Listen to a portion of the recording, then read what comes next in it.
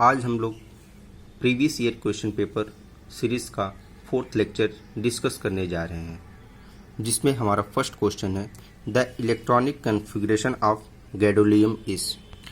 हम लोग गैडोलियम की इलेक्ट्रॉनिक कन्फिग्रेशन की बात कर रहे हैं। तो द एटॉमिक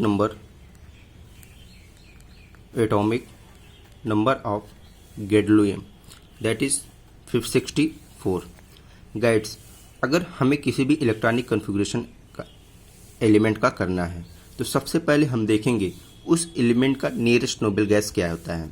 जैसा 64 होने के बाद अगर हम यहाँ पे नोबल गैस एटॉमिक नंबर लिखें 2 helium, second 10 neon, 18 argon, 36 krypton and 54 that is xenon.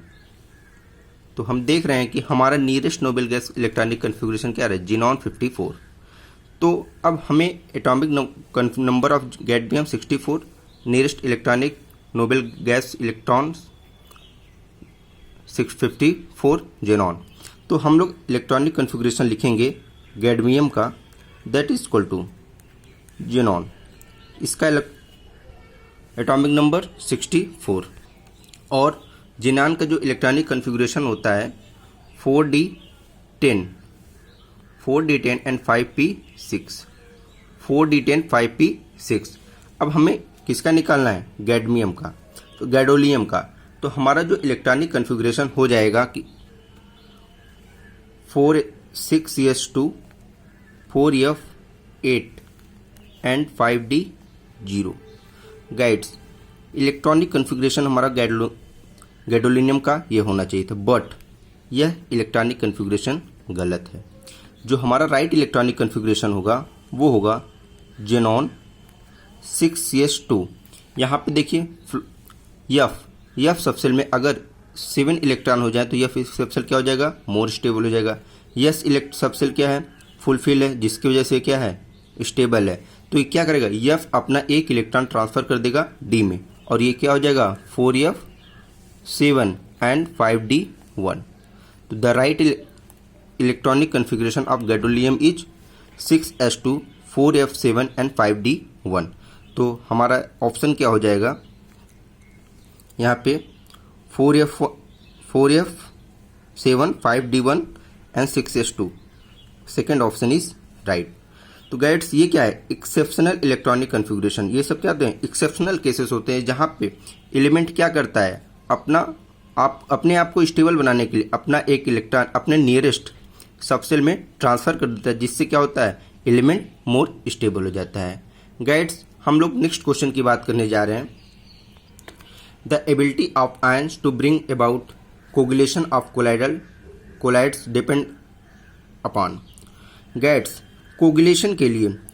Coagulation of colloids के लिए आप कोलाइडल सोल्यूशन में हार्डी-सूल्जे रूल पढ़े होंगे। हार्डी-सूल्जे रूल, यह रूल क्या कहता है, हार्डी-सूल्जे रूल कहता है कि कभी द चार्ज ऑफ इलेक्ट्रॉन या charge and magnitude, both charge and magnitude both are important in coagulation, तो हार्डी-सूल्जे रूल कहता है कि charge and magnitude both are important for coagulation of colloidal particles. तो हमारा जो ऑप्शन हो जाएगा कि both magnitude and charge are responsible for coagulation of the colloids. हमारा जो डी ऑप्शन हो जाएगा राइट आंसर हो जाएगा। नेक्स्ट अगर हम बात करें, carbon 14 dating method is based on the fraction that. Guides, अगर हम बात करते हैं कार्बन 14 की, जैसा आप सब जानते होंगे कि यदि हमको किसी भी पुराने ऑर्गेनिज्म या डाइस ऑर्गेनिज्म का अगर एज पता करना होता है तो हम लोग वहाँ पे हमारे बॉडी में कार्बन 14 एंड कार्बन 12 दोनों पाए जाते हैं।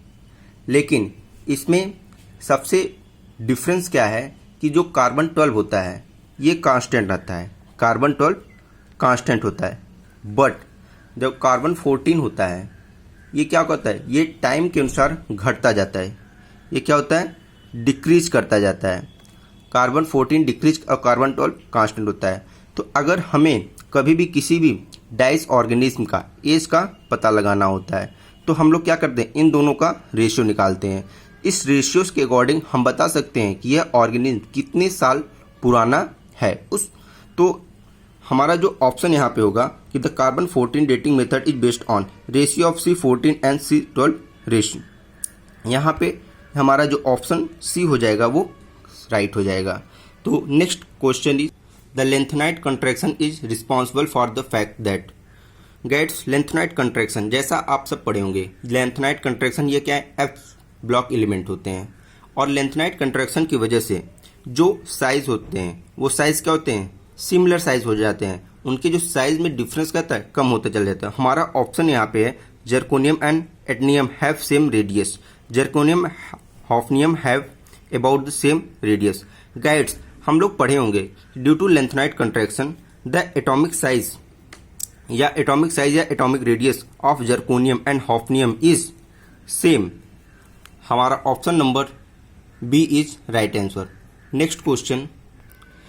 गाइड्स, जैसा अभी हम ऊपर क्वेश्चन डिस्कस कर रहे हैं, ये सब क्वेश्चन सिर्फ लर्न के लिए है, जहाँ पे जैसा समझना होगा, जो चीज़ समझाने योग्य होगी हम उसको समझाते रहेंगे।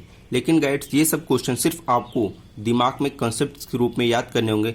ये क्वेश्चन आएंगे तो हम इसका क्या राइट आंसर लगाएंगे। यहाँ पे समझने वाली चीज़ कुछ नहीं, रटने वाली सब चीज़ें हैं। तो हम यहाँ पे सब लर्न करते जाएंगे।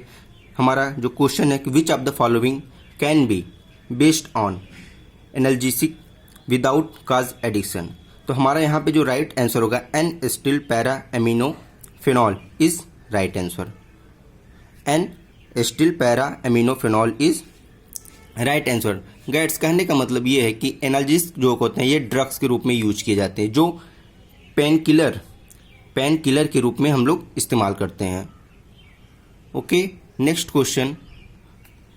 Which one of the following is used for the make non stick cookware. कहने का मतलब कि नॉन स्टिक कुकवेयर को बनाने के लिए हम कौन सा पॉलीमर यूज करते हैं, nitrogen, bakelite, polystyrene and polytetrafluoroethylene. Guides, हम लोग नॉन स्टिक कुकवेयर को बनाने के लिए पॉलीटेट्राफ्लोरोइथाइलिन का यूज करते हैं।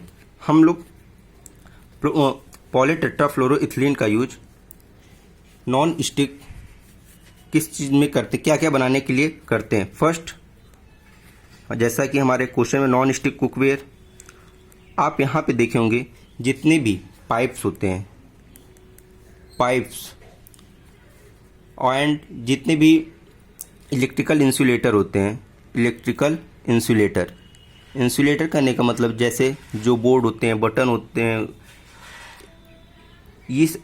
ETC is made by पॉलीटेट्राफ्लोरोइथाइलिन। तो गाइड्स, हम कह सकते हैं कि यह एक प्रकार का इलेक्ट्रिकल इंसुलेटर होता है। पाइप्स के बनाने में हम पॉलीटेट्राफ्लोरोइथाइलिन का प्रयोग करते हैं, नॉन स्टिक कुकवेयर्स को बनाने के लिए। तो हमारा जो राइट आंसर है ये। Next question.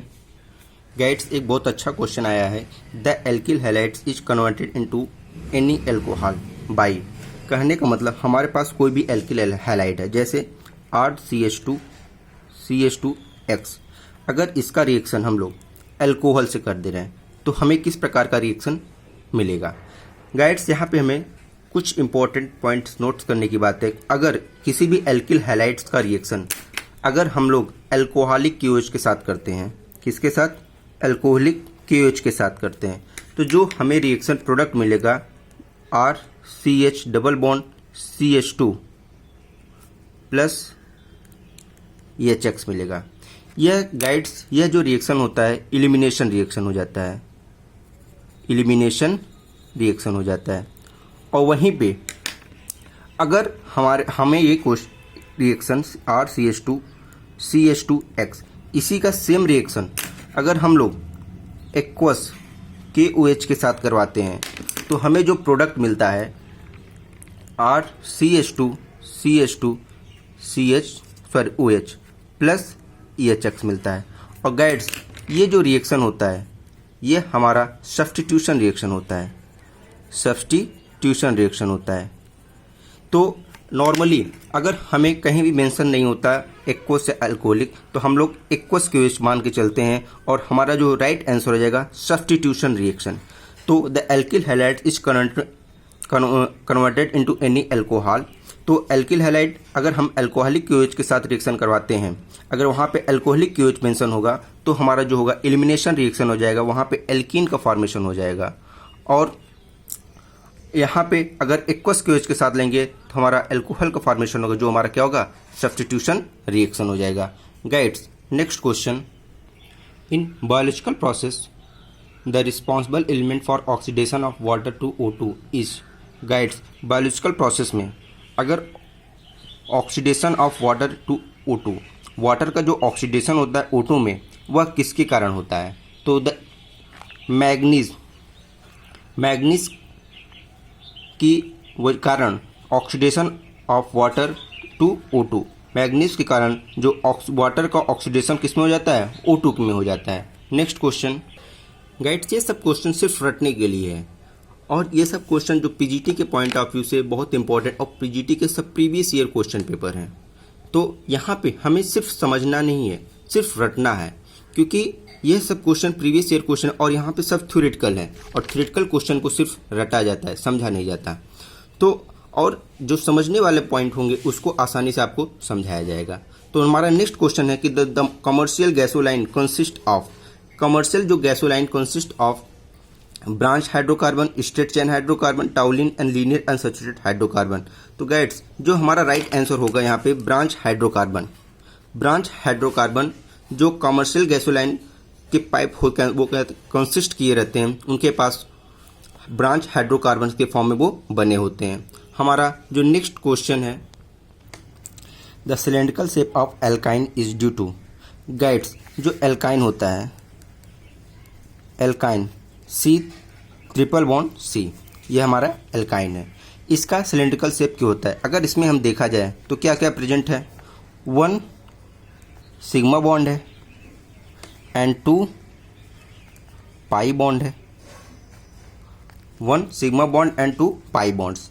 अब हम अपने ऑप्शन देखते हैं। 3 sigma bond, sigma carbon carbon bond नहीं प्रेजेंट है। 3 पाई कार्बन कार्बन बॉन्ड नहीं प्रेजेंट। 2 सिग्मा 1 पाई, कभी भी 2 सिग्मा बॉन्ड एक ही एलिमेंट में नहीं प्रेजेंट होता है जैसा आप जानते हैं। एंड 1 सिग्मा 2 पाई बॉन्ड, हमारा राइट आंसर ये हो जाएगा। कहने जो एल्काइंस होते हैं वो सिलेंड्रिकल शेप के होते हैं, क्यों? Due to the presence of 1 sigma bond and 2 pi bonds. Next question. Guides, काफ़ी इजी क्वेश्चन आप सामने। Haemoglobin is vitamins, enzymes, globular protein and carbohydrate. जैसा हम सब जानते हैं हीमोग्लोबिन क्या होता है? एक प्रकार का ग्लोबुलर प्रोटीन होता है। तो नेक्स्ट क्वेश्चन हमारे पास, नेक्स्ट क्वेश्चन जो है, in the reaction I2 + I- I3- का फॉर्मेशन करते हैं द लेविस बेस। गाइड्स, अगर लेविस बेस की बात होती है तो जितने भी बेस होते हैं वो क्या होते हैं? रिएक्टिंग होते हैं। कहने का मतलब I2 जब ये लिगैंड, जितने भी लिगैंड होते हैं रिएक्टिंग एजेंट, जितने भी लिगैंड रिएक्टिंग एजेंट्स होते हैं वो सब क्या होते हैं? Lewis base. इस क्वेश्चन में I2 से कौन रिएक्शन कर रहा है? I- रिएक्शन कर रहा है। तो I- हमारा क्या हो जाएगा? Lewis base. Option C is right answer. तो गाइड्स, कहने का सेंस ये है कि कभी भी किसी भी केमिकल रिएक्शन में आप इन वन सेंस आप देखिए क्वेश्चन में जो हमारा लिगैंड होगा, जो हमारा रिएक्टिंग एजेंट होगा वह क्या हो जाएगा? हमारा लेविस बेस। कहने का सेंस I2 में रिएक्शन I- कर रहा है, I- हमारा क्या हो जाएगा? लेविस बेस हो जाएगा। तो नेक्स्ट क्वेश्चन हमारा, the equilibrium constant for a reaction N2 + 3H2 2NH3 is K। The equilibrium constant for the reaction NH3 tends to half N2 + 3/2H2 is option K2 half K, half 1/K² and 1/√K। Guides, अगर इस question को हम solve करते हैं, हमें पहला chemical reaction दिया हुआ है कि N2 + 3H2 के साथ रिएक्शन करता है और क्या बनाता है? 2NH3 बनाता है। और जो इसके लिए इक्विलिब्रियम कांस्टेंट की वैल्यू जो दी हुई है, क्या दी हुई है? K दी हुई है। ये क्या है? Equilibrium constant. अगर हम किसी भी केमिकल रिएक्शन के लिए इक्विलिब्रियम कांस्टेंट को कैलकुलेट करते हैं, इक्विलिब्रियम कांस्टेंट को हम कैपिटल K से रिप्रेजेंट करते हैं। इक्विलिब्रियम कांस्टेंट को हम कैपिटल K से रिप्रेजेंट करते हैं।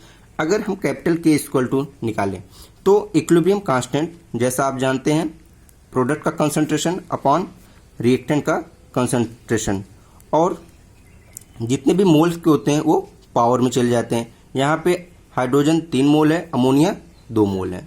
ये हमारा फर्स्ट इक्वेशन। और अगर हम सेकेंड केमिकल रिएक्शन के लिए लिखें जो हमारा है NH3 tends to half En2 plus 3/2 H2। Guides, अगर इसके लिए इक्विलिब्रियम कांस्टेंट के कैलकुलेट करेंगे तो क्या होगा, प्रोडक्ट का कंसंट्रेशन En2 की power half into H2 power 3/2 upon NH3। Guides, अगर हम इक्वेशन फर्स्ट एंड सेकेंड का रेशियो निकाल लें, कर सकते हैं from equation first and second हमें क्या मिलेगा। इसको इक्वेशन सेकेंड को हम लोग के डैश मान लेते हैं इक्वेशन, क्योंकि दोनों इक्वेशन को हमें डिफ्रेंशिएट करना है के एंड के डैश। अगर के अपॉन के डैश निकालें तो हमारा जो इक्वेशन हो जाएगा के अपॉन के dash NH3 upon N2 into H2 का पावर 3। गाइड्स, मल्टीप्लिकेशन करना है अपॉन K1, हम इसको अपोजिट करके लिख दे रहे हैं, जैसे